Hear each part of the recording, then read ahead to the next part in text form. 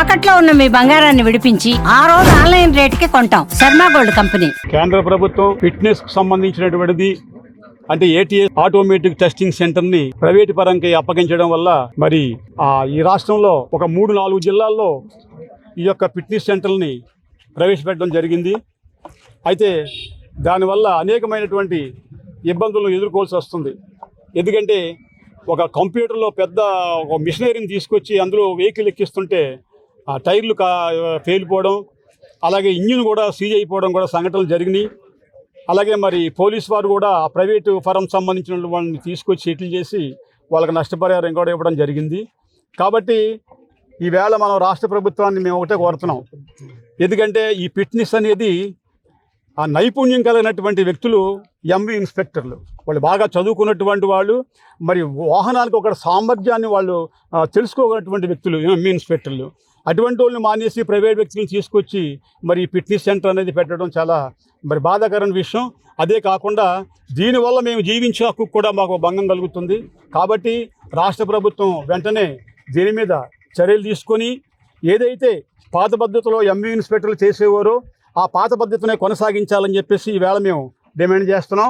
అదేవిధంగా మరొకసారి మరి ఈ రకంగానే మేము లోకేష్ గారు కూడా మాకు ఎన్నికల సమయంలో కూడా ప్రతిపక్ష నాయకుడిగా ఉండగా ఆయన విజయవాడలో A1 కన్వెన్షన్ హాల్లోని మాకు కాన్ఫరెన్స్ పెట్టాడు మోటార్ ఫీల్డ్ గురించి. అప్పుడు కూడా మేము వెళ్ళి గత ప్రభుత్వం గ్రీన్ ట్యాక్స్ అనేది అంటే పర్యావరణ పరిరక్షణ గురించి మేము గతంలో 200 రూపాయలు కట్టేవాళ్ళం.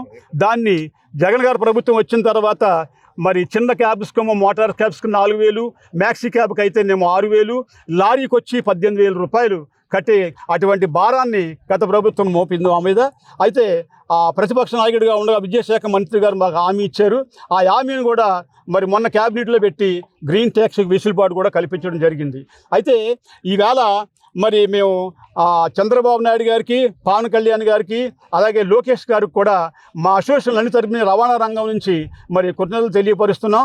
అదేవిధంగా ఈ యొక్క ఏటీఎస్ విధానం కూడా ఏదైతే ఉందో దీన్ని కూడా ఒకసారి పురాలోచించి మీరు దీన్ని రద్దు చేసినట్లయితే ఈవేళ రాష్ట్రంలో ఉన్నటువంటి 60 లక్షల మందికి మేలు జరుగుతుందని చెప్పేసి ఈ సందర్భంగా మనవి చేస్తున్నాం.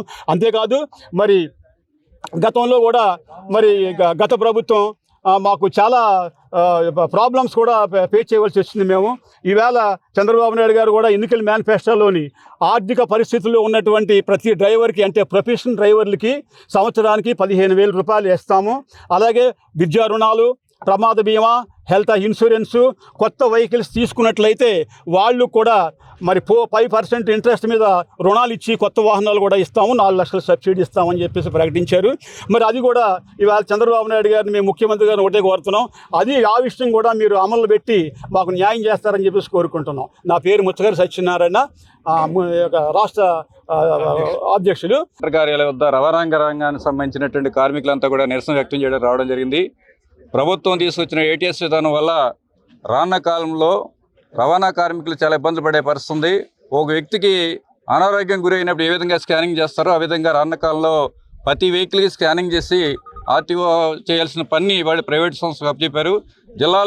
జిల్లా అంతా ఆర్టీఓ కార్యాలయం ఉన్న వద్ద ప్రాంతాల్లో కాకుండా జిల్లా అంతా ఒక కేంద్రం పెట్టారు. మన జిల్లాకు సంబంధించి పాలకొల్లు ఏరియాలో పెట్టడం జరిగింది, కృష్ణా జిల్లాలో ఉన్న ప్రాంతాల్లో పెట్టడం జరిగింది.